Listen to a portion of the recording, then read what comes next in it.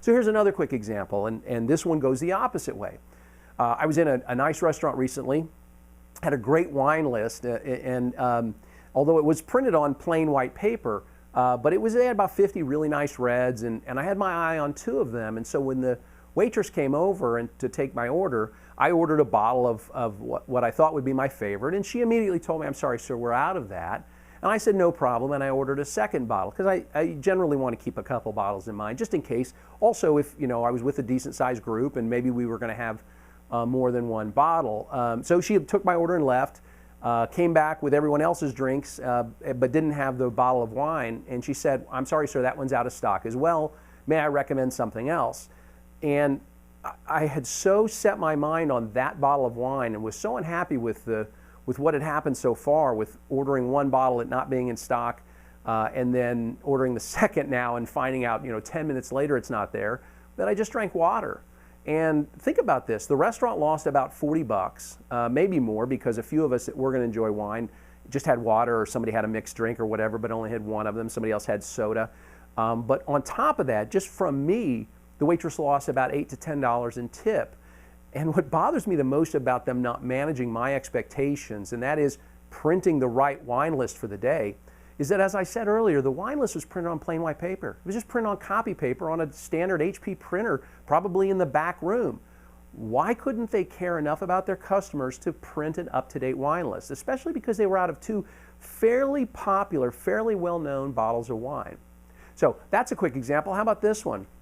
I was on a Delta flight recently that the Wi-Fi was not working. Now, when Wi-Fi first came onto airlines, I thought, well, this is the stupidest thing ever. This is my time to get away from work. But now that I run my own business, I actually enjoy working once we get above 10,000 feet. And most of my work would occur via the web. This was a plane that was supposed to be equipped with Wi-Fi, and it was a 3-hour flight, actually a little more than 3 hours.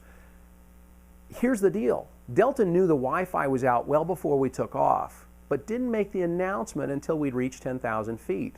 So I stopped the flight attendant who had made that announcement. I asked him, I said, "When did you know the Wi-Fi was out?" And he said, "Well, the Wi-Fi's been out on this plane for some time. We knew before we took off." And I said, "Well, why didn't you tell us that before we took off?" And he said, "I didn't think about it."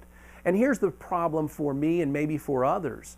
I have people who work with me who would be happy to monitor my email, or who we all get a group email, and they might think that I'm on, that if it's an issue that I'm going to be the one that answers it. They don't know that I'm going to be out of contact for more than 3 hours. On top of that, let's assume that I just had an important email come through on my cell phone, and I wanted to respond right away, but I wanted to make sure that I responded well and it was well formatted and spell check was done, so I didn't want to type with my thumbs on my iPhone. Perhaps I was going to wait 20 minutes till we were at 10,000 feet. Fact of the matter is, then I couldn't respond to that for probably about 4 hours, right, until I got back into the terminal, or at least until we landed. And that's really a silly thing that would have been very easy to do had that flight attendant had any empathy for the people on that plane. Had he thought about anything around other than the assigned messages that he needs to deliver. And so that's a bad customer experience that could have been avoided simply by managing my expectations. Tell me 10 minutes before takeoff, just so you know the Wi-Fi is down on this flight, so please take the next 10 minutes before we take off to answer any emails you might have through your iPhone or Android phone. Very easy. Final example I'm going to give you on managing customer expectations. I was at a grocery store recently out of town. I was on vacation and had been on vacation for a week and had been using my American Express card throughout California during this vacation, and suddenly I'm in a grocery store making less than a $50 purchase and my American Express card is declined, and I think, well, you're wrong, and I slide it again and again, and people are lined up behind me, and it's becoming kind of a little bit of an embarrassing situation. So finally I just gave up and I used my Visa card and I left. And I called American Express and wanted to know what was happening, and they said, well, we thought that the charge was fraudulent and so we stopped it. Now, mind you, I'd probably charged about $5,000 over the last week on the American Express card.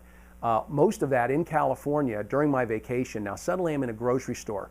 I'm buying about $50 worth of groceries, actually less, probably about $35 worth of groceries. And American Express chose that time to cut off my card rather than alert me beforehand or allow the purchase and then alert me right away. See, they have my phone number, they have my email address, they could have texted me.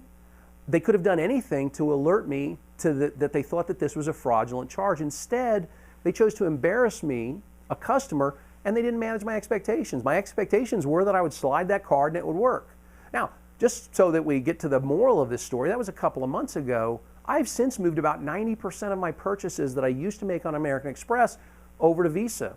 Visa, by the way, since seeing this increased business from me, was very proactive.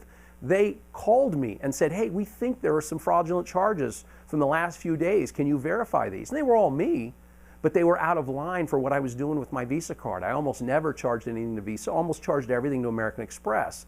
And so they've lost a lot of my business. And you know, they're not going to miss it, but you multiply that exponentially across all of the people who carry the American Express card, and it's a bad customer experience. And that's one of the things I like about American Express is everything prior to that had been this great customer experience.